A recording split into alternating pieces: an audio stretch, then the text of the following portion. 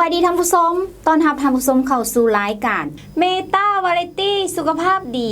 24ชั่วโมงกับผลิตภัณฑ์เมตาเนาะซึ่งแน่นอนมื้อนี้พวกเราทั้งสองคนจะมารับหน้าที่ดำเนินรายการเนาะนับจากแต่นี้ต่อไปพวกเราจะมาอบรมกัน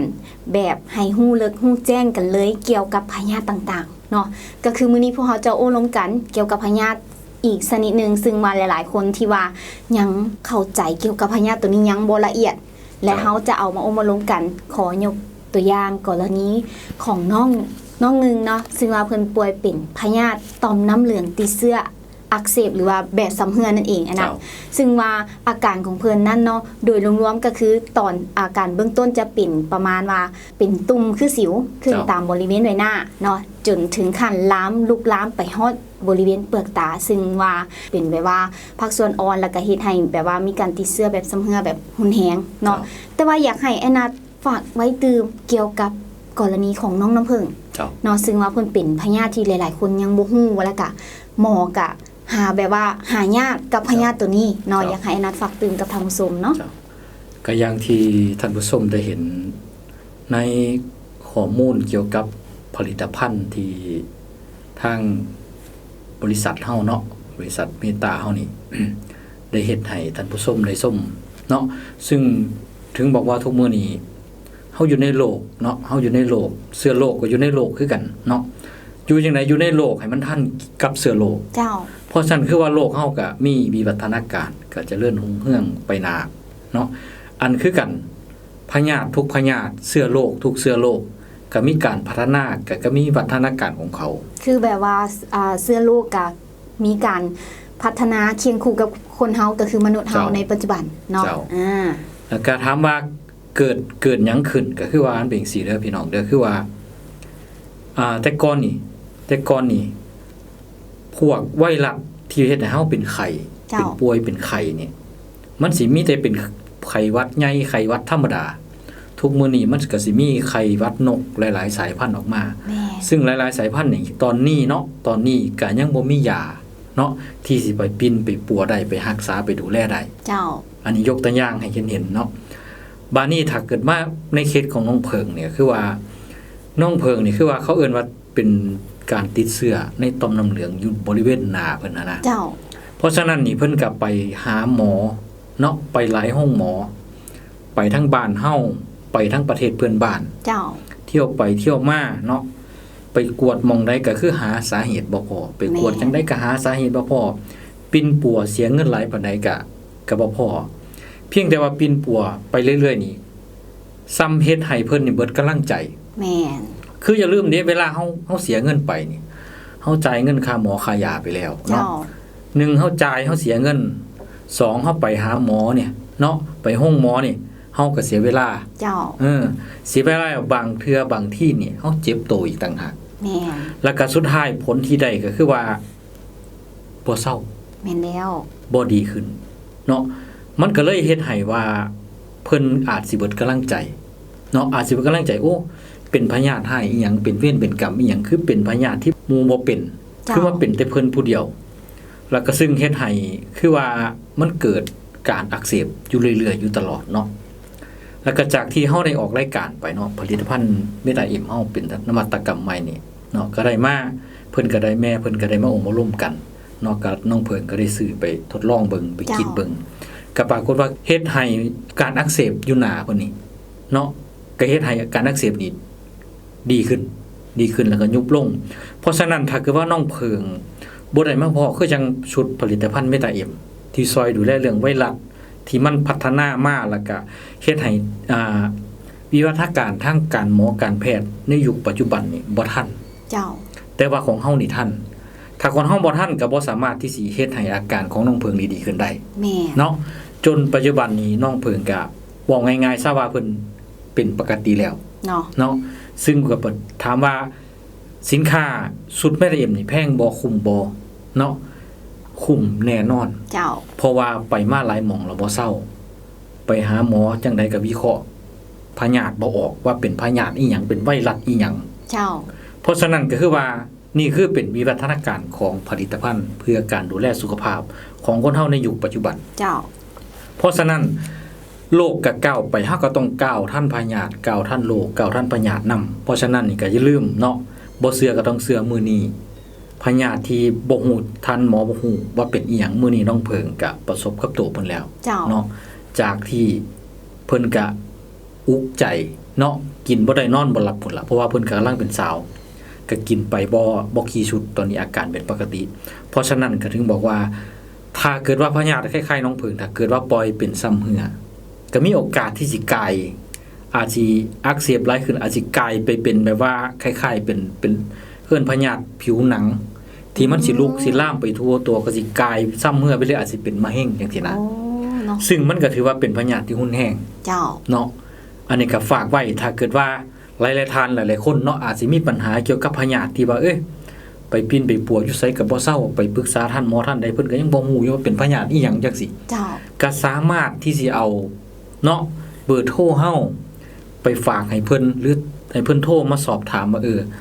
ข่อยเป็นอาการแนวนี้ เจ้า เป็นพญาติแนวนี้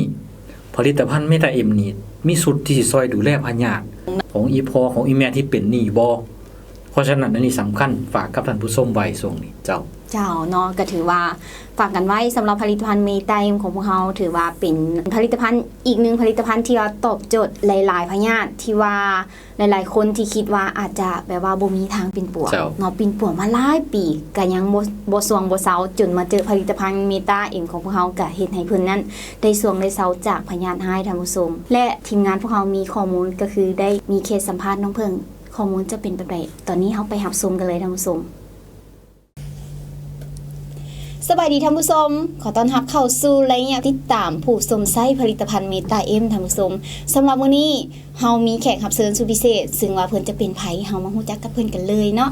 สบายดีให้น้องแนะนำกับท่านผู้ชมกันเลยว่าชื่อหยังมาจากไสอยู่บ้านใด สบายดีน้องซื้อนางสุจินดาสภาพมีไซเนาะซื้อดินซื้อว่าน้ำผึ้งอยู่บ้านหนองท่าเหนือ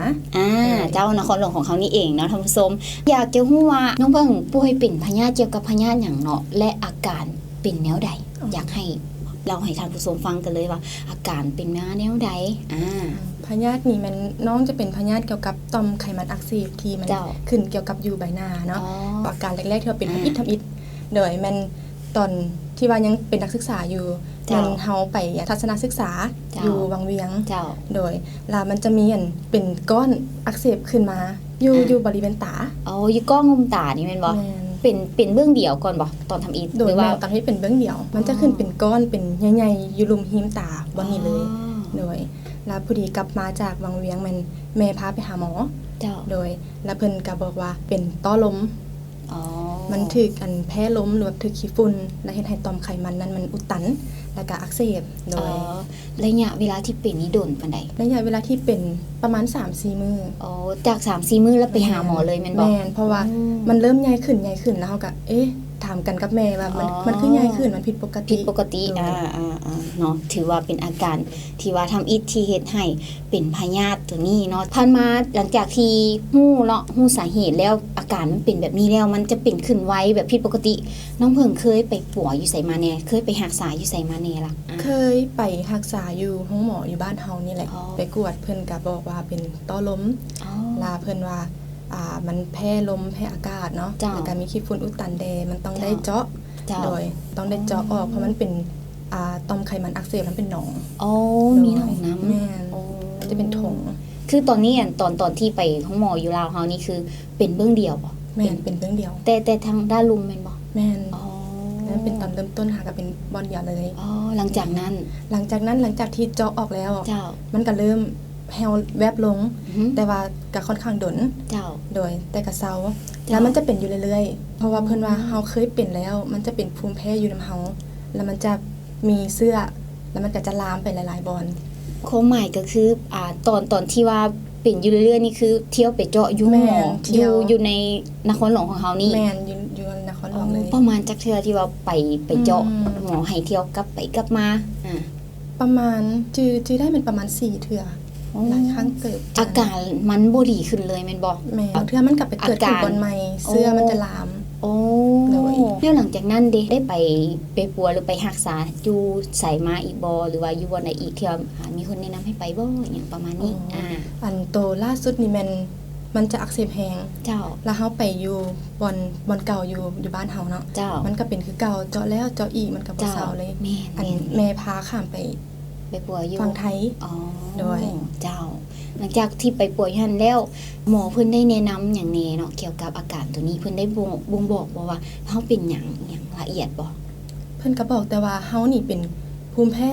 คันได้เป็นแล้วมันก็จะเป็นอยู่เรื่อย คือบ่มีทางแบบว่า แม่น สิตัดออกไปเลย แม่น คือเซาเลย ๆแม่นมีแต่รักษาความสะอาดพยายามรักษาความสะอาด อ๋อ คันว่าเฮารักษาบ่ได้มันก็สิกลับมาเป็นอยู่เรื่อย แล้วไปหาหมออยู่ไทยแล้วเนาะได้ โดย ได้เจาะอีกบ่หรือว่าจังได๋ ๆแม่นได้เจาะเพิ่นก็บอกว่าได้เจาะ อ๋อ เพราะว่ามันคันบ่เจาะมันสิเป็นกระดันอยู่หั่นเลย มันต้องจำเป็นต้องได้เจาะออก แต่ว่าหลังจากที่เจาะแล้วเนาะ เจ้า ลาเพิ่นให้กลับมากินยา เจ้า เอายามากินอยู่บ้านประมาณ1อาทิตย์ถ้าว่าก้อนตัวนั้นมันบ่ลง เจ้า แม่นให้กลับมาหาอีก คือกลับไปนั้นต้องได้ผ่าตัดใหญ่บ่หรือว่าไปเจาะอีกคือนึง ไปรอบที่สองเนาะหลังจากที่ เจ้า เฮากินยาอาทิตย์หนึงแล้วมันบ่ลง มันบ่ลงเลย โดยแล้วไปรอบที่สองเพิ่นแนะนำว่าต้องได้ผ่าตัด อ๋อ เจาะบ่ลงแล้วอะมันต้องได้ผ่าเอาก้อนนั้นออกเลย ต้องได้ไปห้องหมอใหญ่ แสดงว่าท่านหมอที่ว่าอยู่ไทยเพิ่นได้แนะนำให้ผ่าตัดใหญ่เลยเป็นบ่ แม่ผ่าตัดอย่างเดียว โอ้ เลย ถือว่าเป็นอาการที่ว่าแห้งสมควรแม่นบ่น้อง แม่ เพิ่น น อ่ะแล้วหลังจากที่เฮาไปปัวมาหลายบอนแบบนี้เนาะอยู่บ้านเฮากับปัวแล้วไปเจาะหลายเทื่อแล้ว3-4เทื่อเนาะท่านผู้ชมแล้วไปต่างประเทศก็คือไปไทยเพิ่นยังไปเจาะอีกแล้วยังแนะนำให้กลับไปผ่าตัดใหญ่อีกน้องเพิ่งมีความรู้สึกแนวใด ความรู้สึกทำอิดมันหมอบอกว่าผ่าตัดใหญ่เฮาก็รู้สึกย้าน อ๋อแบบท้อแท้บ่แบบว่าค่อยบ่ไหวแล้วกับการผ่าตัด เค ค่อย ยตลอดแบบ แม่นบ่ เป็นแล้วหายเศร้าๆ เจ้า เป็นอีกหายเศร้าเป็น เจ้า อีกสิเฮาก็สิเฮ็ดแนวใดร่วมกันกับแม่ว่ามันเจ็บเนาะเวลาเฮาเจาะหั้นนะมันเมื่อยกับตัวเอง เจ้า โดยพอดีว่าแม่เพิ่นเฮ็ดเวียกอยู่บริษัทหนึ่งเพิ่นเลยแนะนำว่าลองกินเบิ่งบ่ อ๋อ เพราะเขาเองก็บ่อยากไปผ่าตัดแล้วตอนนั้นย้าน อ๋อก็คือที่ว่าข้างในสุดๆก็คือหมอที่ว่าอยู่ประเทศไทยเพิ่นแนะนำให้เป็นผ่าตัด โดย เนาะผ่าตัดใหญ่เลยแหละแล้วน้องเพิ่งตัดสินใจโดนบอกที่ว่าอยากจะกินผลิตภัณฑ์ตัวนี้เนาะเพื่อว่าอย่างน้อยเฮาก็สองจิตสองใจบ่น้องเพิ่งที่ว่ากินแล้วมันสิดีบ่ข่อยก็เมื่อยไปแล้วห้องหมอไปเจาะ 3-4 เทื่อ 4-5 เทื่อแล้วยังบ่เซาแล้วมีหยังจูงใจที่ว่าอยากจะลองกินผลิตภัณฑ์ตัวนี้ก็คือว่าเมื่อกี้เนาะว่าเฮาย้านที่จะถูกผ่าตัดเพราะว่าไปเจาะหลายๆเทื่อมันก็เจ็บ เจ็บแล้วก็เสียเวลา เสีย แม่น เว บ่ ลา ต้องใช้เวลาฟื้นฟูเฮา แม่น โดนอีกแม่นบ่ แม่นท่านหมออยู่ไทยเพิ่นก็บอกว่า ถ้ากินยาตัวที่เพิ่นจัดมาให้แล้วบ่เซาก็ต้องได้ผ่าตัดและยาตัวนั้นเป็นยาที่แพงที่สุดแล้วที่เพิ่นให้กิน โอ้ เฮาก็เลยว่าลองเบิ่งลองกินผลิตภัณฑ์นี้เบิ่ง ซึ่งว่าเป็นการตัดสินใจครั้งสุดท้าย แม่นลองเบิ่งจักตั้งหนึง เพราะว่าผ่านมาก็ไปหลายบนแล้วเนาะ แม่น ไปหลายบนแล้วก็ยังคือเก่าลองอีกเทื่อนึงมันจะเป็นหยังแม่นบ่ แม่ ชื่อว่าแล้วน้องเพิ่งได้กินผลิตภัณฑ์เมตาเอ็มของพวกเขานี่ได้กินมาประมาณจักมื้อที่ว่าอาการเริ่มดีขึ้นหรือว่ามีการเปลี่ยนแปลงในร่างกายของเฮาหลังจากที่เริ่มกินใหม่ๆเนาะเพิ่นแนะนำให้กินแม่นเช้า4แลง4 เจ้า เห็นผลประมาณ3มื้อมันเฮาฮู้เรื่องเลย โอ้ โดย ถือว่า3มื้อนี้เป็นแนวใดดีขึ้น 3มื้อหลังจากกิน3มื้อเนาะ เจ้ามั มันจะเป็นก้อนมันจะอยู่ทางเทิง อ๋อจากที่อยู่ทั้งรุมแล้วจะขึ้นถึง บ่ตัวอยู่ทางดุมมันอาการตอนนั้นที่ว่าเป็นช่วงแรก อ๋อ ๆตัวที่ว่ามันผ่าตัดนี่จะเป็นตัวอักเสบหุนแหงจะเป็น โอ้ อยู่เทิง จะขึ้นทางเทิงเปลือกตาเลย แม่น อ๋อ ลา3มื้อหลังจากกินมันจะรู้สึกว่ามันน้ำหนองแต่มันจะแตกออกมาเนาะ อ๋อ มันเตะออกมาเองเลยแม่นบ่ แม่น หลังจากที่กินผลิตภัณฑ์เมตาเอ็ม3มื้อ แม่น อ๋อถือว่า3มื้อนี้ถือว่าได้รับผลดีเกินคาดท่านผู้ชมกับผลิตภัณฑ์เมตาเอ็มของเขาแล้วน้องเพิ่งกินประมาณเบิดหลายปานใดเนาะเบิดจักสุดที่ว่าเฮ็ดให้อาการมันดีขึ้น กินมาตั้งแต่ตอนนั้นกับประมาณ3สุดละ 3สุดนี้คือเซาเลยตุ่มที่ว่าเคยเป็นบ่มี เคย เล เป็น ย บ่มีเลย ปกติแม่นเวลาเฮาออกไปทางนอกเนาะ เจ้า เวลาเฮาขี่รถจักรนี่บ่ได้เลย คือถึกแดดถึกลมนี่บ่ได้ ถึกขี้ฝุ่นนี่น้อยหนึงกลับบ้านมานี่ตา กลับมา แดง แล้ว น่นน คือมันจะมีเป็นพื้นแม่นบ่ แม่น มัน จะ เริ่มอาการที่ว่าเป็นพื้นมันจะเป็น แม่น ก้อนเนื้อขึ้นมา แม่น แล้วตอนนี้ออกไปนอกนี่สบายเลย เจ้าเนาะแล้วรู้สึกแนวไหนต่อผลิตภัณฑ์เมตาเอ็มของเขา รู้สึกดีใจที่ว่ากินแล้วมันเห็นผล เนาะถือว่าเป็นการตัดสินใจดี แล้วก็เฮาโชคดีที่ได้มาเจอผลิตภัณฑ์แล้วก็ต้องขอขอบใจแม่นำแม่นบ่ที่มาแนะนำเฮามาเจอผลิตภัณฑ์ตัวนี้เฮ็ดให้เฮาหนีจากพยาธิตัวนี้ได้เนาะแม่ก็ต้องดีใจสุดๆเพราะว่าลูกสาวกลับมางามกว่าเก่าอีกท่านผู้ชมแต่ว่าเนาะจากที่อาการน้องเพิ่งเพิ่นได้เล่าไปเนาะถือว่าเพิ่นก็เป็นมาระยะหนึงแล้วมาเจอผลิตภัณฑ์เมตาเอ็มของพวกเฮาเพียงแต่3มื้ออาการคือว่าดีขึ้นหลายเลยแหละท่านผู้ชมแล้วยังบ่พอเพิ่นกินเพียงแต่3สุดท่านผู้ชมก็ถือว่าหายขาดกันเลยกับผลิตภัณฑ์เมตาเอ็มของพวกเฮาระยะเวลาที่ว่าน้องเพิ่งป่วยเป็นพยาธิตัวนี้นะดนปานใดน้องเพิ่งประมาณ2ปีได้เจ้า2ปีเนาะโดยแต่ว่ารักษามากะไปกะหลายบอนเสียเงินกะบ่น้อยถือว่าเสียทั้งเงินเสียทั้งเวลาถือว่าใช้เวลาไปกับการปิ่นปัวนี่บ่แม่นว่าน้อยเนาะหลายทั้งบ่ว่าจะเป็นค่าใช้จ่ายหรือว่าเวลาเนาะแต่ว่าเฮาก็อยากเซาอยากหายเนาะเฮาก็พยายามไปเสียหลายซั่นใดเฮาก็เพราะว่าแต่ว่าสุดท้ายแล้วมันก็ยังบ่เห็นผลเนาะจนได้มาเจอกับเมตาเอ็มตัวนี้แหละเจอกับผลิตภัณฑ์เมตาเอ็มของเฮาแม่นประมาณ3สูตรนี้ก็ถือว่าดีขึ้นหลายดีใจที่ว่าได้เจอกับผลิตภัณฑ์ตัวนี้ถ้าบ่เจอผลิตภัณฑ์ตัวนี้ก็บ่ฮู้ว่าสิเป็นไปอีกดนปานใดจำกับเฮาได้แบบเป็นคนใหม่เลยได้ชีวิตใหม่ถือว่าต้องขอบใจผลิตภัณฑ์ตัวนี้เจ้าเนาะถือว่าเป็นผลิตภัณฑ์ที่ว่าไปช่วยให้น้องเพิ่งหายจากอาการที่ว่าเป็นคันสิเว้าบ้านเฮาก็คือเป็นพยาธิแปลกประหลาดไปหาหมอก็เพิ่นบ่งว่าเป็นแบบนี้เนาะต้องได้เจาะลูกเดียวคือว่าเจาะไปแล้วก็กลับมาเป็นคือเก่าเนาะน้องเพิ่งอันนี้ก็คือความในใจของน้องเพิ่งที่ว่าดีใจหลายที่ได้กินผลิตภัณฑ์เมตาเอ็มของพวกเฮาเนาะซึ่งว่าเป็นผลิตภัณฑ์โตซอยที่ดีเลยที่ว่าเฮ็ดให้น้องเพิ่งได้ชีวิตใหม่ไปหาหมู่หาคู่กับมั่นใจขึ้นแม่นบ่น้องเพิ่งถือว่าดีขนาดเลยท่านผู้ชมฝากกันไว้กันแล้วกันเนาะสำหรับผลิตภัณฑ์เมตาเอ็มของเฮาเป็นผลิตภัณฑ์ที่ว่าจะไปช่วยฟื้นฟูร่างกายของคนเฮาให้ต่อสู้กับพยาธิให้ได้หลายขึ้นหลายอีหลีท่านผู้ชมนี่ก็เป็นตัวอย่างที่ว่าน้องเพิ่นได้เอามาแนะนำหรือว่ามาบอกเราอาการต่างๆเนาะที่ว่าเพิ่นได้ประสบพบพ่อแล้วมาเจอผลิตภัณฑ์ของพวกเฮาอย่าลืมกันแล้วกันท่านผู้ชมสำหรับท่านผู้ชมท่านใดที่ว่ากำลังติดตามรับชมรายการของพวกเฮาในตอนนี้ถ้าหากว่ามีคนรู้จักฮักแพงบ่ว่าจะเป็นหมู่คู่อ้ายเอ้ยน้องแบบนี้ที่มีอาการลักษณะคล้ายคือกันกับน้องเพิ่งเนาะจับโทรศัพท์กดเข้ามาหาพวกเขาได้เนาะที่หมายเลขโทรศัพท์02055881899อีกทีนึงท่านผู้ชม02055881899เนาะสามารถโทรมาปรึกษาหรือว่าสอบถามข้อมูลเพิ่มเติมเพราะเขาจะมีเชี่ยวชาญทางด้านการรักษาสุขภาพนะว่าจะเป็นบรรดาพยาธิให้ต่างๆพวกเขาจะให้คำแนะนำเต็มที่กันเลยเนาะสำหรับระยะนี้เอาเป็นว่าเขาไปพักผ่อนกันก่อนเนาะแล้วกลับเข้าสู่ระยะต่อไปกันเลย